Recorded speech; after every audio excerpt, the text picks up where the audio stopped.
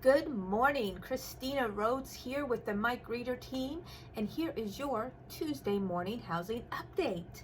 So this is our first housing update of the new year, so I want to say Happy New Year. I hope everybody is recovered from the holidays and ready to get back to work. I know Mike and I certainly are ready to get back to it to make 2022 our best year yet. And instead of just reviewing the numbers for the last couple of weeks, I'm just going to go ahead and give you what I think are the 2022 housing predictions. So the past 2 years have seen a lot of fluctuation, a lot of peaks and valleys, and a lot of speculation about what is going on in the housing market. And the number one question I get asked and comments on more than any other is, are we going to crash? Is the housing market going to crash? So there's two sides to this coin. Number one, of course, the media outlets want to sell you on the doom and gloom. That's what causes their ratings. That's what causes you to click on their articles, the doom and gloom of the housing market.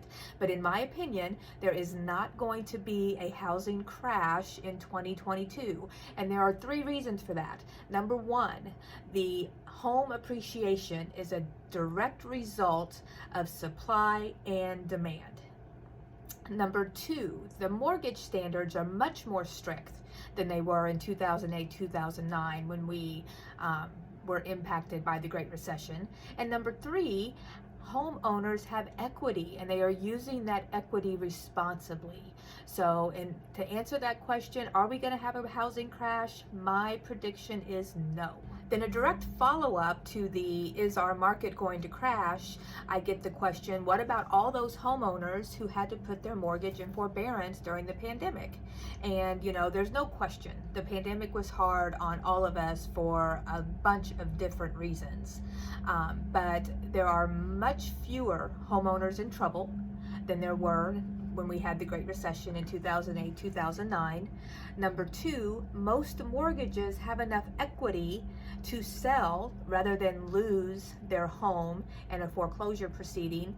And number three, our market needs the inventory. So should these homeowners find themselves in a place where they need to sell their home, that is certainly a very realistic option in our market. Now let's talk about the interest rates. A lot of folks are concerned that the interest rates are going to substantially rise during the coming year, and we've already seen them start to inch up just in the last couple of weeks. However, I don't think we're going to see a substantial increase in mortgage rates, and even if the rates do continue to inch up, home ownership is still affordable, and here is why.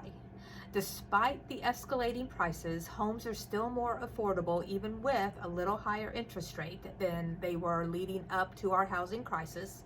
Rental prices, the rental prices are escalating as well, so that still makes home ownership a much safer bet in our market. So what does this mean for you in the coming year?